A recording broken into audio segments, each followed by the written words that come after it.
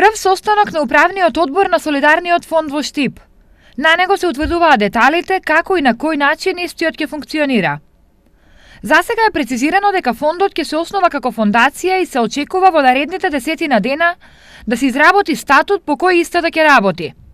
Веднаш потоа управниот одбор ќе одлучува на кој начин парите ќе се прибираат и трошат. Сметам дека треба да се помага на граѓани кои што имаат ретки неизлечиви болести на кои што мораме да им помагаме. Не сметам дека ова треба да биде фонд, бидејќи мислам дека нема да има толку средства да можеме и да реконструираме објекти, стамбени куќи, покриви, кровови, секакви инфраструктурни проблеми, бидејќи за тоа има и други институции во државата. Овој фонд е токму за да помагаме на граѓани кои што имаат своји одредени болести. Одлуката за формирање на солидарен фонд први ја поздравија оние кои на своја кожа почувствувале како е да чекаш на туѓата милост.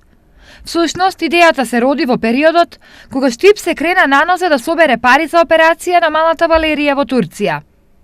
За среќа, од денес бројот на родители и семејства кои ќе поминуваат низ истото како семејството Зафировски ќе се намали. Периодот на собирање на донации беше многу тежок, неизвестен дали ќе ги собереме средствата.